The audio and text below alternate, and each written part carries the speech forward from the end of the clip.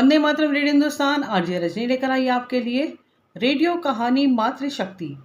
रात को जैसे ही संध्या अपने बेड पर सोने के लिए गई, उसके मोबाइल पर मैसेज टोन बजती है। गुलफाम शायर का मैसेज। हाय संध्या, मैं रात दिन तुम्हारे ही बारे में सोचता रहता हूँ। संध्या जी, मैं आपकी सादगी पर फिदा हूँ। तू गंगा की मौज, मैं गंगा की धारा। मैं तुमसे मिलना चाहता हूँ। संध्या ने थोड़ा अचरज से वह मैसेज पढ़कर मुस्कुराकर जवाब दिया, अच्छा आइए तो ज़रा, हम भी आपको अपनी कुछ धारा बताएंगे। कल दोपहर 2 बजे आ जाइए, कानपुर के सिविल लाइन बार में। वह गुलफाम शायर इसे संध्या की स्वीकृति समझकर खुशी से झूम उठा। अरे वाह, पहली मुलाकात और वह भी बार में। कल ज़रूर मिलता हूँ आपसे।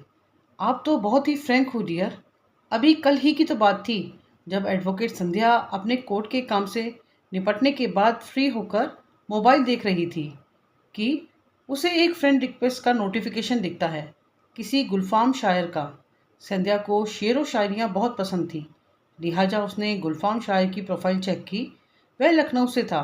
उसकी ओपन प्रोफाइल थी जिसमें ढेरों शेर व शायरियाँ थीं। बहुत से लोग उसकी पोस्ट पसंद करते थे। यह देखकर संध्या ने उसकी फ्रेंड रिक्वेस्ट एक्सेप्ट कर ली। संध्या की वह व्यक्तिगत प्रोफाइल थी जिसमें उसकी प्रोफेशन से जुड़े लोग एवं क्लाइंट्स को उसने बिल्कुल भी नहीं जोड़ा था। इसलिए उसकी प्रोफाइल में एडवोकेट प्रोफेशन के बारे में नहीं लिखा था। यही वजह थी कि आए दिन कोई ना कोई मनचला उसके मैसेंजर पर आकर इस तरह की हरकतें करता रहता था। अनुभवी अधिवक्ता उन सबको सबक सिखाना खूब जानती थी। कल रात को ही वह गुलफाम शायर अपनी सस्ती सी शायरी भेजकर अपने इरादे जाहिर कर चुका था। दिल एक है पर जिस्म जुदा है, तेरी अदाओं पर हम फिदा हैं। गुलफाम शायर। यह शायरी पढ़कर संध्या और उसके पति मुकेश ठहाके मार कर हंसते हैं।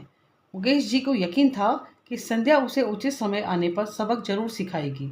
कल रात को गुड नाइट के बाद आज सुबह गुड मॉर्निंग का मैसेज और फिर दर्द भरी दिलफेंक शायरी पढ़कर संध्या चिढ़कर उस गुलफाम शायर को ब्लॉक करने ही वाली थी। मगर तभी उसे लगा कि यदि उसने अधिवक्ता होकर भी इस मनचले को सबक नहीं सिखाया तो यह बाकी महिलाओं के साथ भी यही करेगा। अगले दिन दोपहर 1:30 बजे जब संध्या कोर्ट के काम में व्यस्त होने की वजह से इस गुलफाम शायर की बात भूल चुकी थी कि तभी गुलफाम शायर का मैसेंजर कॉल आता है। हेलो संध्या, मैं कानपुर के सिविल लाइंस में पहुंचकर कैप्सूल रेस्टोरेंट बार में खड़ा हूँ। तुम कहाँ पर हो? संध्या, अरे मैं दूसरे बार में हूँ, आप वहीं रहना। मैं अभी 10 मिनट में अपनी सफ़ेद स्विफ्ट कार आपको लेने के लिए भेज रही हूँ। आप बार के गेट पर ही रहना, मेरा ड्राइवर हॉर्न देगा तो आप उसके साथ आ जाना। इधर गुलफाम शायर के अरमान हवा में उड़ने लगे।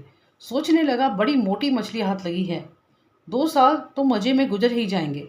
10 मिनट में एक सफ़ेद मारुति स्विफ्ट कार वहाँ रुकती है।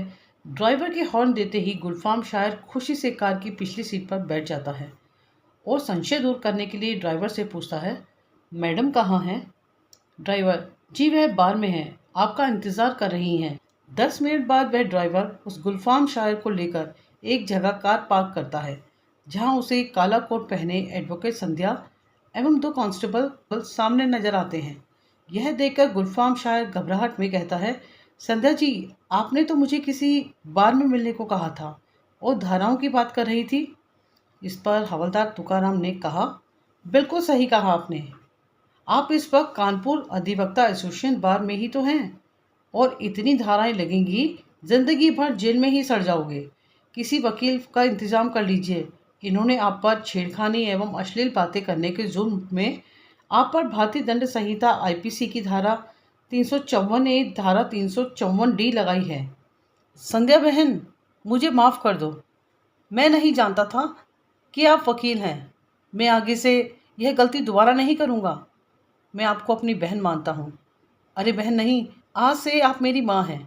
मैं आज से फेसबुक तो क्या, सारी दुनिया की महिलाओं को अपनी बहन मानूंगा। सभी महिलाओं को अपनी माँ के समान सम्मान दूंगा। एडवोकेट संध्या सहित उस कचहरी में मौजूद सभी अधिवक्ता एवं क्लाइंट्स आज एक मातृशक्ति के आगे नाक रगड़ते हुए एक छिछोरे नामर्द गुलफाम शायर को देख रहे थे। बने रहें हमारे साथ रेडियो हिंदुस्तान पर। सबको सिखाएं पेड़ लगाएं, सबको सिखाएं जल बचाएं।